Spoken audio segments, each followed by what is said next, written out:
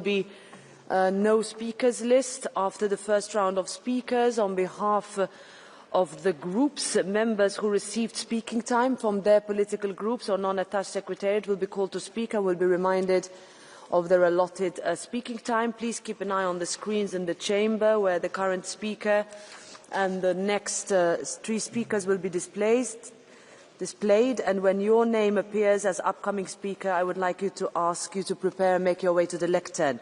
The normal rules on blue cards and catch the eye procedure will apply during the debate. So first we start with the Council, Minister for Foreign Affairs, Marie Bjerre, on behalf of the Danish Presidency. President, honourable members, President of the Commission, Commissioner, Russia launched its brutal, unjustified and unprovoked war of aggression against Ukraine nearly 4 years ago. Russia's war has had a terrible impact on Ukraine and its people. No one wants peace more than the Ukrainians. But while we speak, Russia continues its military attacks in Ukraine and has conducted hybrid attacks on our member states, including violations of several member states' airspace and sabotage of infrastructure. From day one, we have supported Ukraine's efforts to defend itself and seek peace. And we welcome all diplomatic efforts aimed at achieving just and lasting peace and security. We hope the recent US effort will lead to positive results, and we are pleased with the progress made at the meeting in Geneva. The Council has been clear. We stand united and firm in our support for Ukraine, for its sovereignty and its right to define its own future. Peace must be comprehensive, just and lasting. In view of the ongoing negotiations, I would like to recall the agreed principle for peace as stated by our leaders at the European Council. There can be no negotiations on Ukraine without Ukraine. There can be no negotiations that affect European security without Europe's involvement. Ukraine's and Europe's security are connected. Any agreement needs to be accompanied by robust and credible security guarantees that contribute to deterring future Russian aggression. Peace must respect Ukraine's independence, sovereignty and territorial integrity. Any truce or ceasefire need to be part of the process leading to a comprehensive peace agreement. Our joint approach is achieving peace through strength. This requires Ukraine to be in the strongest possible position, with Ukraine's own robust military and defence capability as an essential component. There cannot be limitations on Ukraine's armed forces that would leave Ukraine open to future attacks. And we are clear on the principle that borders must not be changed by force. President, honourable members, President of the Commission, the EU's role is central to achieve peace in Ukraine. At this crucial time, we must speak with one voice, stay the course and continue our broad and unwavering support to Ukraine. EU foreign ministers are meeting virtually today to discuss the latest developments and to coordinate our actions for a sustainable peace for Ukraine and the European continent. One thing is clear: only pressure on Russia and support to Ukraine will ensure that the Ukrainians can protect their security and freedom. Ukraine's security is Europe's security. Thank you. Thank you. Now I give the floor to the President of the European Commission, Ursula von der Leyen.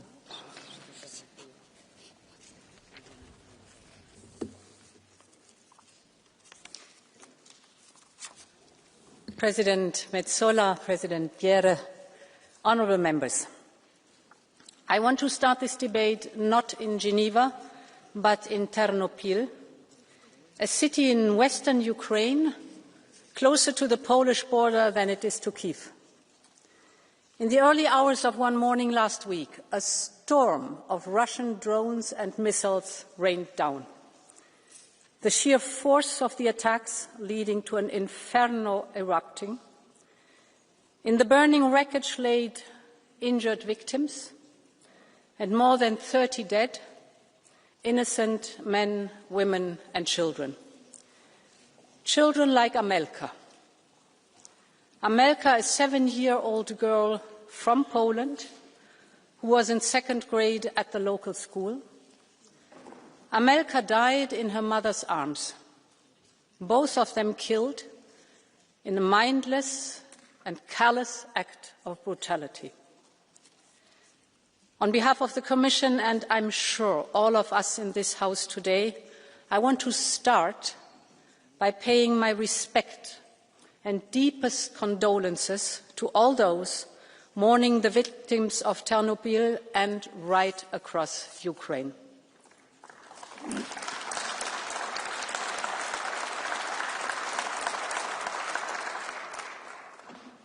Over more than 3.5 years into this war of aggression, this is the daily reality on the ground. And it shows that we can never lose sight of what Ukraine is sacrificing, what Ukraine is fighting for: its security, its freedom, its independence. Because ultimately this is what is at stake in these crucial days for Ukraine and for Europe. Basically the core and the values of the UN Charter. And this is why Europe must keep up the pressure on Russia until there is a just and lasting peace.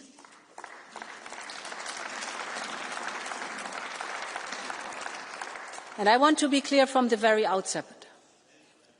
Europe will stand with Ukraine and support Ukraine every step of the way. Honourable members, Russia's playbook has not changed. From the start, Russia has always believed that they can outlast Ukraine, Europe and all of its allies. And it is why every time there is serious progress towards negotiations that can bring about a real peace, the violence escalates. We have seen this before. This is a pattern. And the noises from the Kremlin in the last few days say a lot about its real intentions. For them, Ukraine remains a first step in a much bigger game. For Russia, any peace deal is about permanently redrawing maps. It is about returning to great power relations and spheres of influence. But for Ukraine and for Europe, any peace agreement is about creating a just and lasting peace, peace that stops this conflict and does not sow the seeds for new future conflicts. And it is about ensuring a strong and sustainable security architecture for our continent, one that is underpinned by a strong Europe, a strong NATO, a strong transatlantic partnership, and that is what we will defend alongside Ukraine and our allies every step of the way. Honourable members, a just and lasting peace, this is what we all want. And this is why Europe supports all efforts to build that peace for Ukraine, a peace that stops the killing, one that avoids setting a dangerous precedent, one that guarantees Ukraine's security and its sovereign rights in the long term, and that ensures a robust security architecture for Europe. This is why we welcome the efforts led by President Trump. After months of discussions, it is important that the work on an actual text started. Of course, we know that much more effort is needed. But I believe, thanks to the work of Ukraine, the United States and us Europeans over the last few days in Geneva, we now have a starting point. Our united front, our single voice, and our shared sense of purpose must continue to guide the work at European level. And I would like to outline some of the core principles for Europe as we work with Ukraine, the United States, and the coalition of the willing on the way forward.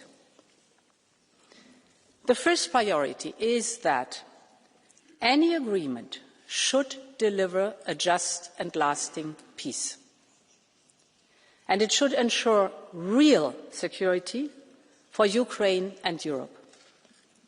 As a sovereign nation, there can be no limitations on Ukraine's armed forces that would leave the country vulnerable to future attacks.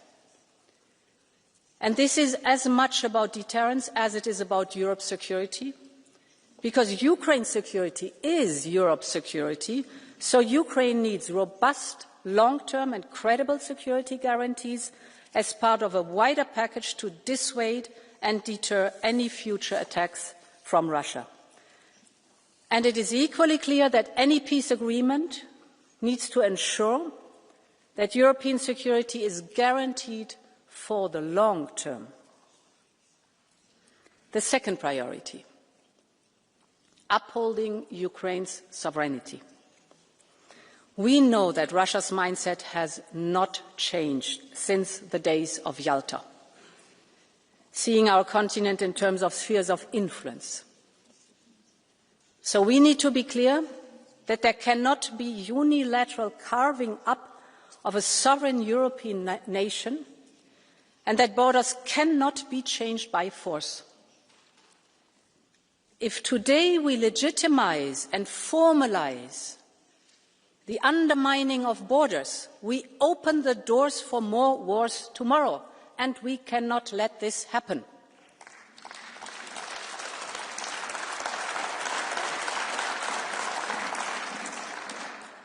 Sovereignty also means being able to choose your own future. Ukraine has chosen a European destiny that has already led to partial integration in our single market and our defence industrial base, and this is only the start of a journey. Europe's future is bound to Ukraine's future, and therefore Ukraine's future lies in the European Union.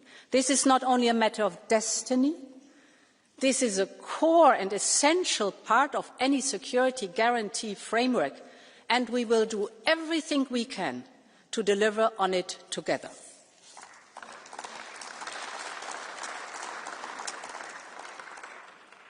The third priority, securing Ukraine's financial needs. In the absence of any real intent of Russia to engage in peace talks, it is clear that we need to support Ukraine to defend itself. And that starts by ensuring that they have the necessary financial means. In the last European Council, we committed ourselves to cover the financial needs of Ukraine for the years 2026 and 2027. On this topic, we, the Commission, have presented an options paper. This includes an option on immobilized Russian assets. The next step is now that the Commission is ready to present a legal text. And, honourable members, to be very clear, I cannot see any scenario in which the European taxpayers alone will pay the bill. This is also not acceptable.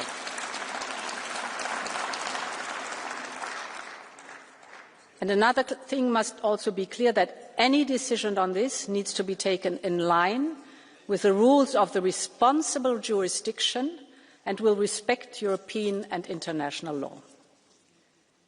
The fourth priority is, whatever the design of a future peace treaty, it is clear that much of the implementation will come down to the European Union and the NATO partners.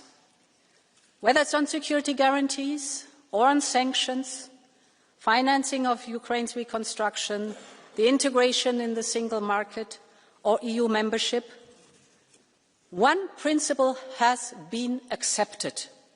Nothing about Ukraine without Ukraine, nothing about Europe without Europe, nothing about NATO without NATO.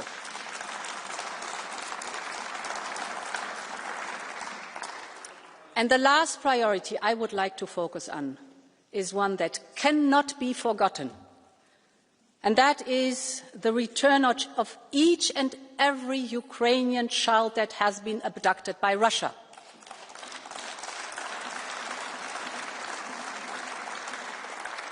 There are tens of thousands of boys and girls whose fate is unknown, trapped in Russia by Russia. We will not forget them. There are thousands of mothers and fathers who have never stopped hoping, have never stopped fighting to bring back their children, and Europe will never give up in helping to make that happen.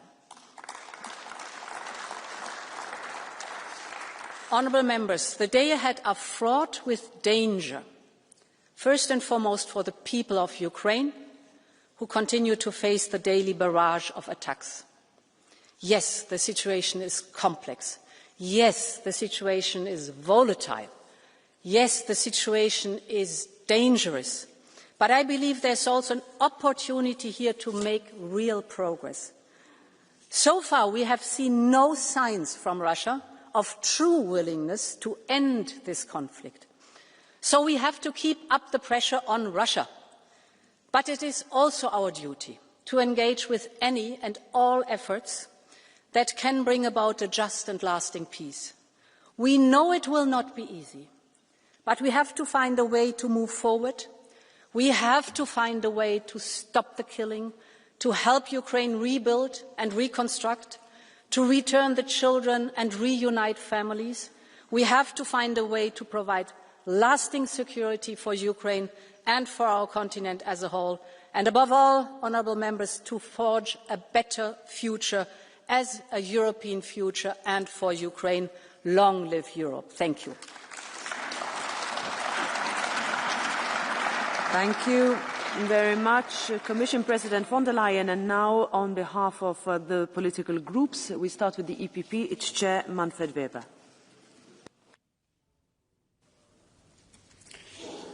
Madam President of the European Parliament, of the European Commission, and first of all, I want to thank you for changing your agenda and being today here with us.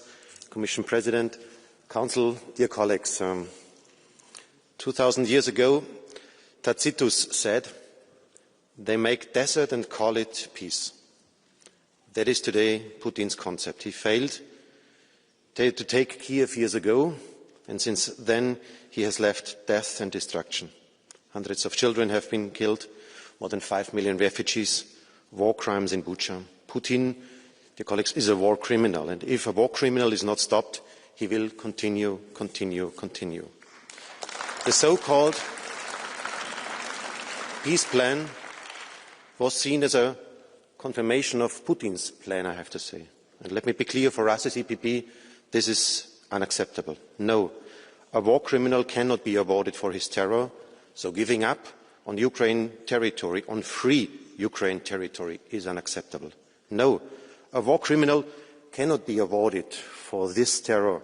So accepting any kind of amnesty for Russian war criminals is unacceptable. And no, a war criminal cannot be awarded for his terror. Allowing limits for independent Ukraine to choose their partners is unacceptable. And I want to thank our European leaders for their clear and firm reaction after a minute of thinking about it. I have to say, yes, everybody wants peace, but it must be just peace. Yes, everybody wants peace, but it must be sustainable peace. And yes, everybody wants peace, but not on the Russian conditions. The outcome of the Geneva talks look now much, much better. And I want to thank Ursula von der Leyen for representing the European voice on the table. I ask myself, what is Putin thinking in this moment of time? He's sitting in Kremlin and probably a little bit laughing on us. Why? Because the US-European axis was over the last days in a quite chaotic situation. The European Union without a clear plan to finance Ukraine, and also the European Union without the US really seen as a reliable partner anymore. We are experiencing historic times. Things are fundamentally changing. And Trump made also clear in these last days that the US will not anymore guarantee lasting peace in Europe under all conditions. He is seen himself more as a moderator and not as a person who is clearly positioning himself. We as Europeans are alone in a very, very cold world. And having all this in mind, I ask myself, which Europe do we really need? Which Europe would be capable to answer this weekend's challenges? For example, who speaks on behalf of Europe? I saw that the G3 was meeting. Germany, France, Great Britain. I respect all of these nations. But I have to say, that's not my Europe when they speak. That's not my Europe. Ursula von der Leyen, the Commission President, nominated by all leaders, by all nations, and also had a clear mandate in this European chamber, freely elected European Parliament, is for me the Speaker of this European Union. And that's why we have to strengthen her role to have a real European voice there. The second question, how can Europe finance the issues on the table? We have currently, to be honest, no clear idea how to finance the needs of Ukraine. 140 billion euros for the next upcoming 2 years. Frozen assets, additional debt. We are not really ready. And we have no real clear answer in this moment of time. So stop complaining about the US and delivering. We need sufficient MFF and financial resources for defending our European interests. And we have a third question on the table. Can we defend ourselves? With the new NATO targets, Europe will spend 900 billion euros a year to defend itself if we achieve the NATO targets. The same amount of money as the US is spending. And our citizens rightly expect the same level of security on the long run. And that's why it's now the moment to really go for European defence pillar. Drones war, satellite surveillance, missile defence system, cyber brigade. Dear colleagues, we need to work towards a united European army on the long run. Years of war teach us we can't guarantee peace if we do not show we are not ready to prepare our defence capabilities. And that is not a dream. That was already a starting point decades ago when Adenauer, de Gasperi, Schuman worked on this. With the idea after the Second World War, no war in Europe again. And dear colleagues, nothing is more actual than this message. No war in Europe, only if we prepare ourselves. So strengthening European national armies is a good thing, but not enough. Europe needs real determination. The determination that reunited Europe just 7 years after the Second World War, the determination that made the euro the second strongest currency in the world, and the determination that Ukrainian friends show every day when they tell Putin, we will not take our European way of life away from us. That's why we have to stand on the side of Ukraine. Thank you. Thank you. Now, I give the floor to the S&D Group and its chair, Irache García Pérez. Gracias, presidenta. Queridos colegas, lo determinante del momento en el que nos encontramos creo que hace que podamos y debamos hablar con franqueza y claridad en este debate, porque el mal llamado plan de paz de Trump y Putin no es un plan de paz, es un plan de capitulación que traiciona nuestros valores. Un documento cocinado a espaldas de Ucrania y a espaldas de la Unión Europea que pisotea la soberanía, la independencia y la integridad territorial de un país. Reconoce el derecho de conquista, consagra la ley de la fuerza y convierte el multilateralismo en un adorno vacío. Y lo hace con una frialdad obscena, para saciar las ansias imperialistas de Putin y para llenar los bolsillos de Trump.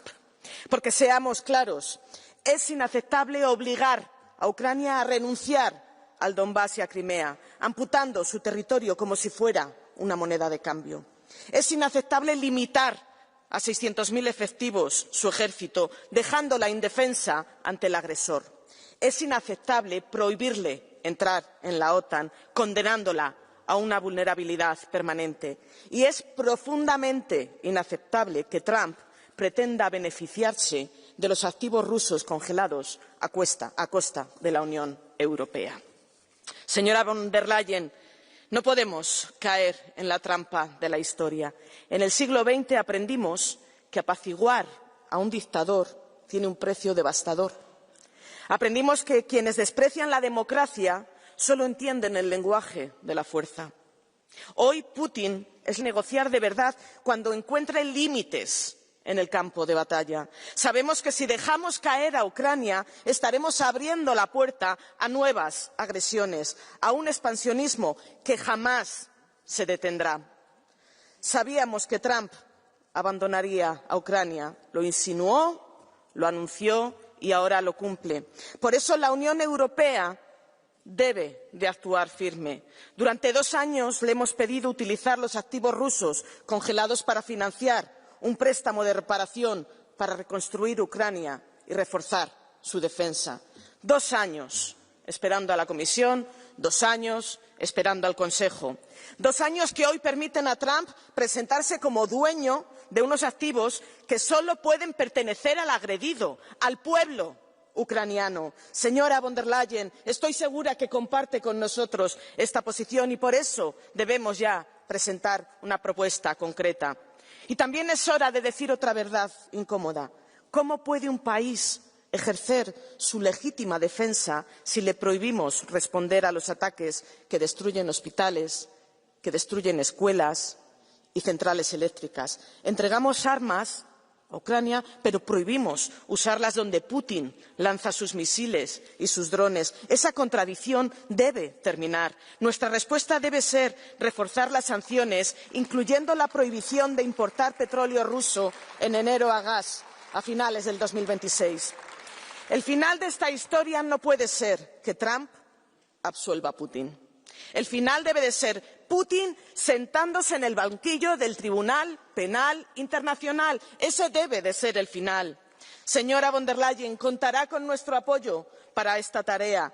Nuestra Unión no puede repetir el error del apaciguamiento. Hoy debemos plantarnos no solo ante el criminal de Putin, sino también ante la frivolidad geopolítica de Trump.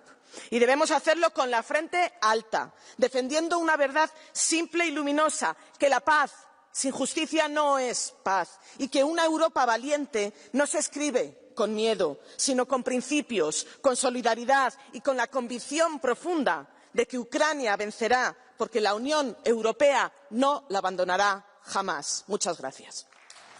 Thank you very much. And now, on behalf of the PFE Group, Kinga Gál. Elnök asszonyok, képviselőtársaim! Ebben a pillanatban egy olyan momentum van a béke elérésére, amit ha elveszítünk, lehet, hogy hosszú ideig visszahozhatatlan. Közös felelősségünk nem elengedni ezt a lehetőséget a békére. Különben mi a másik alternatíva? További értelmetlen pusztítással, öldökléssel járó hosszú napok sora Ukrajnában. Miközben mindannyian tudjuk, hogy ezt a háborút a fronton nem lehet megnyerni, csak is a tárgyalóasztalnál. Ezért most a realitásból kiindulva kell kihozni a legtöbbet. A mielőbbi béketárgyalás melletti elkötelezett kiállásnak igényét nem látni ma itt a padsorok között. Helyette még ennek a vitának a címe is változott utolsó percben.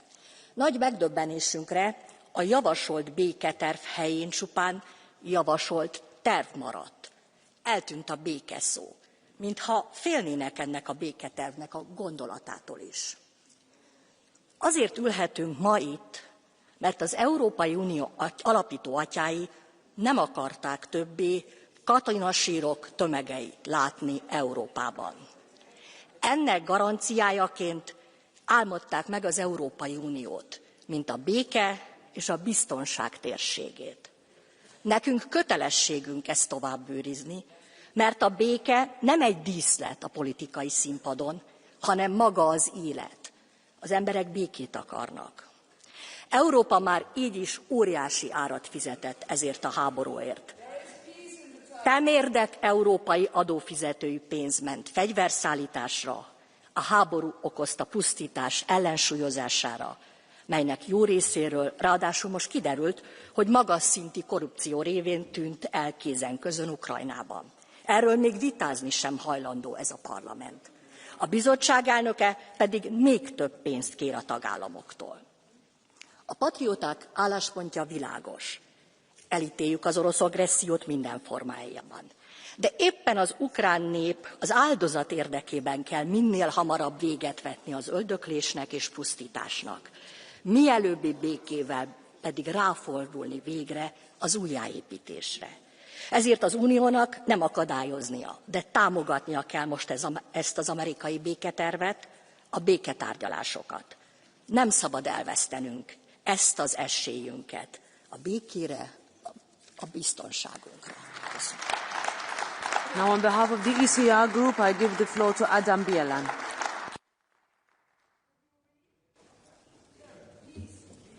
Pani Przewodnicząca, doceniając zaangażowanie prezydenta Trumpa na rzecz pokoju, nie sposób nie zapytać o efekty działań przywódców europejskich. Co osiągnięto w ciągu ostatniego roku, by chociaż zbliżyć się do zawieszenia broni? Dlaczego europejska dyplomacja przyjmuje jedynie funkcję recenzenta, aktywizując się dopiero po ogłoszeniu kolejnych inicjatyw pokojowych USA? Dlaczego mimo bezpośredniego oddziaływania wojny na nasze europejskie bezpieczeństwo Bruksela nie formułuje propozycji jako pierwsza? Dlaczego nie dostarcza Amerykanom konstruktywnych rozwiązań czy istotnych argumentów negocjacyjnych? Odpowiedź, proszę Państwa, odzwierciedla wojenny bilans przepływu środków finansowych między Unią a Rosją i Ukrainą, zaprezentowany niedawno przez szwedzką minister spraw zagranicznych. Z danych tych wynika, że w okresie pełnoskalowej inwazji państwa europejskie przekazały Ukrainie wsparcie w wysokości 187 miliardów euro.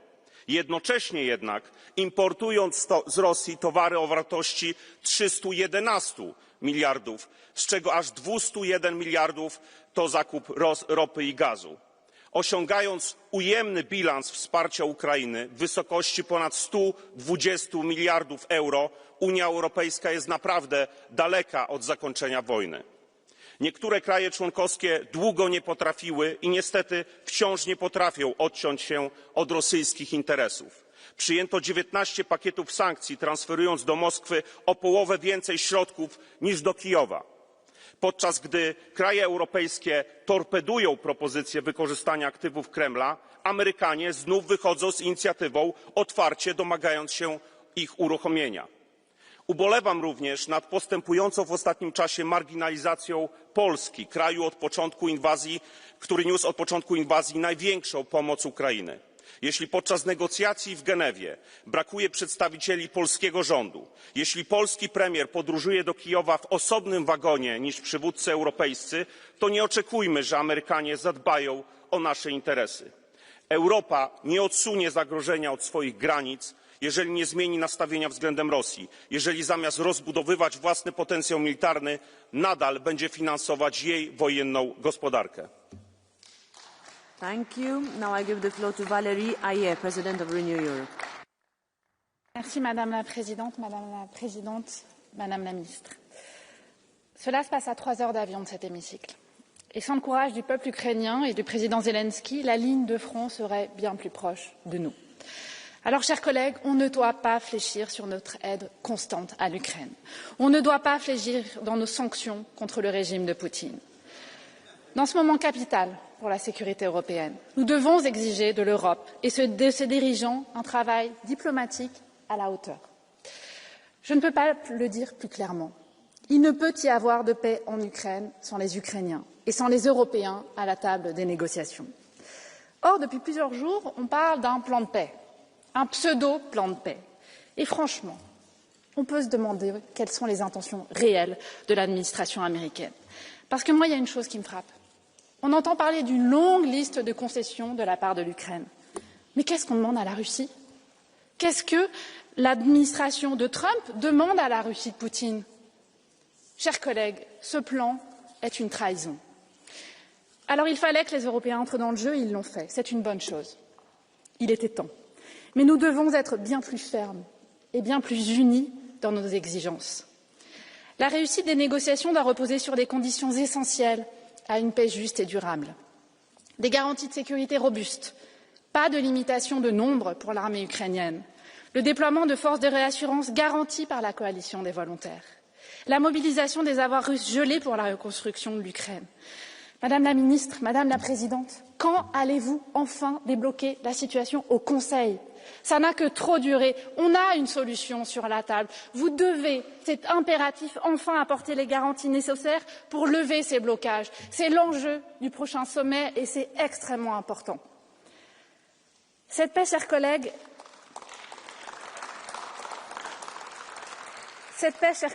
elle doit garantir la souveraineté de l'Ukraine et le libre choix de ses alliances. Elle ne doit pas entraver son adhésion future à l'Union européenne. Elle ne doit pas empêcher son adhésion à l'OTAN. Et parce que nous voulons que cette paix soit vraiment juste, nous refusons que les responsables de crimes de guerre russes soient blanchis. Nous refusons que les responsables de crimes de guerre russes soient amnistiés. Nous refusons que la Russie revienne au G8 et dans le concert de nations comme si de rien n'était. Nous refusons d'oublier Boutcha et les bombardements contre les civils. Nous refusons de rentrer dans ce jeu pervers, alimenté par certains ici même, qui feraient du Kremlin l'agressé et non l'agresseur. Chers collègues, cette guerre en Ukraine, c'est un moment de vérité pour l'Europe, parce que nous sommes seuls, seuls face à notre destin. Il est impératif d'avancer sur l'Europe de la défense. C'est ici la condition de notre indépendance. Mais plus largement, nous devons assumer ce que nous sommes, nous, l'Union européenne, parce que nous sommes bien plus qu'un marché, bien plus que 450 millions de consommateurs. Nous sommes une puissance politique, une puissance reposant sur un modèle démocratique que des régimes autoritaires partout dans le monde veulent abattre. Ce qui se joue en ce moment avec l'Ukraine doit nous servir de révélateur pour notre propre ambition, celle de la défense de nos valeurs et de nos principes. Je vous remercie. Merci. Now the co-president of the Greens Group, Terry Reintke. Thank you, President, dear Minister, dear colleagues. I know you cannot say this here, but I believe it has to be said. What was published last week, whether it was now a plan or a concept or whatever else, that was a disgrace. And not only in the making of it, without Europe and without Ukraine at the table, but also in the content. Because what was written in this plan was a de facto capitulation plan for Ukraine.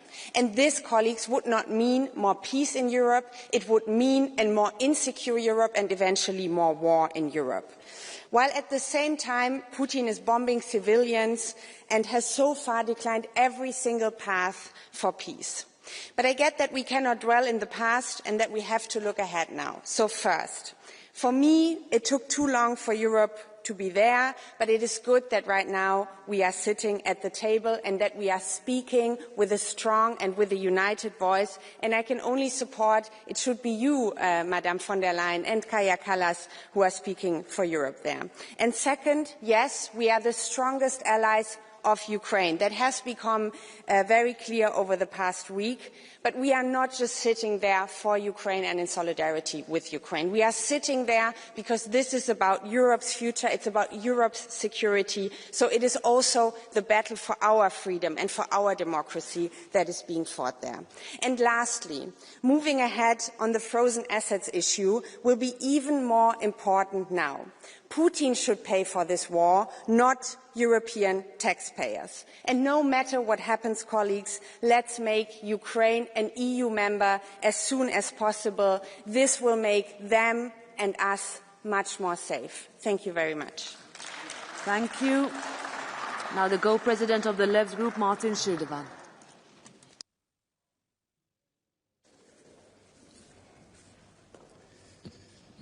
Vielen Dank, Frau Präsidentin, Frau von der Leyen, liebe Kolleginnen und Kollegen. Wenn man dieser Debatte hier folgt, dann hat man den Eindruck, dass internationale Politik auf Wunschdenken basiert und nicht auf der klaren Analyse von Kräfteverhältnissen und Interessen. Das Ausmaß an Realitätsverweigerung in diesem Raum ist wirklich erschütternd. Seit fast 4 Jahren tobt der Angriffskrieg Russlands gegen die Ukraine. Und ja, Putin trägt die Verantwortung für diesen Krieg. Und ja, er könnte ihn jederzeit beenden. Doch noch nie waren wir einem Waffenstillstand so nahe wie jetzt. Und als Realist sage ich Ihnen, dass mir nicht gefällt, aus wessen Feder dieser Friedensplan stammt. Und auch den Weg zu einem gerechten und anhaltenden Frieden beschreibt dieser Plan noch nicht. Aber er ist derzeit unsere beste Chance auf ein Ende des Krieges. Und Sie haben die Verantwortung dafür, alles dafür zu tun, dass wir dieses Ziel erreichen. ohne dabei die Ukraine und die EU an die USA und an Russland zu verkaufen. Und wir schulden diesen Frieden zuallererst der ukrainischen Bevölkerung, deren Leiden und Entbehrung zu einem Ende kommen müssen. Sie haben Ternopil erwähnt, die zivilen Opfer dort. Das Sterben muss jetzt enden, damit Hoffnung und Freude das Leben der Menschen in der Ukraine prägen können. Und ich will diesen Frieden aber auch, damit die Last des Krieges von den Schultern unserer Bevölkerung genommen werden kann. Denn auch bei uns machen sich viele Sorgen darüber, ob der Krieg weiter eskaliert und wie viel er finanziell noch von unseren Gesellschaften verlangen wird. Die Wahrheit, liebe Kolleginnen und Kollegen, die Wahrheit ist doch, dass der Krieg auf europäischem Boden tobt und die EU bislang keinen nennenswerten diplomatischen Versuch unternommen oder wenigstens unterstützt hat, um ihn zu beenden. Stattdessen war in diesem Plenarsaal immer wieder die Rede davon, dass dieser Krieg auf dem Schlachtfeld gewonnen werden müsste. Wenigstens diese Tonalität haben Sie geändert. Wenigstens da fangen Sie langsam an zu begreifen, dass Diplomatie den Weg zum Frieden ebnen wird und nicht ein immer fortgesetzt werdender Krieg.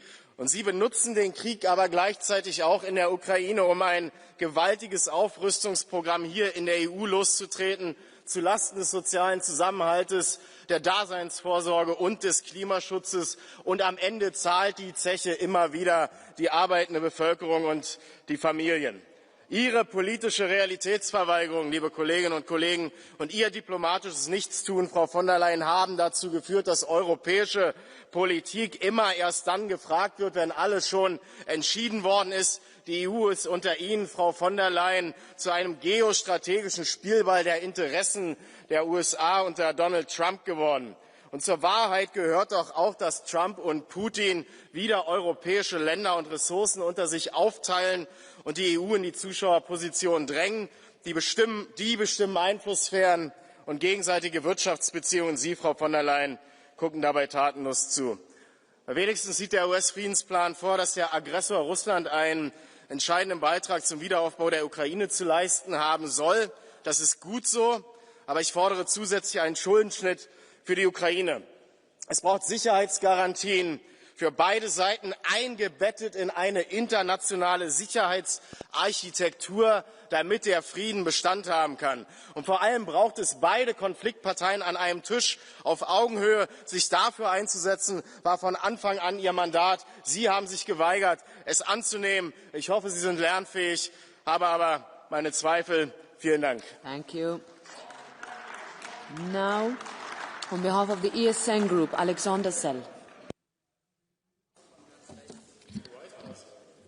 Donald Trump hat einen Friedensplan für die Ukraine vorgelegt. Frau von der Leyen wurde nicht gefragt, warum auch. Sie, Frau von der Leyen, sind nicht an den Gesprächen beteiligt, weil Sie nicht gesprächsbereit sind. Sie haben keinen Draht nach Moskau, und da sind Sie auch noch stolz drauf. Als Viktor Orban vor einem Jahr nach Moskau geflogen ist, haben Sie ihn hier beschimpft. Dabei ist doch klar, für den Abschluss eines Friedensvertrags muss man mit beiden Vertragspartnern sprechen. Und das machen die Amerikaner jetzt. Sie stattdessen haben unsere Steuergelder großzügig nach Kiew überwiesen, 100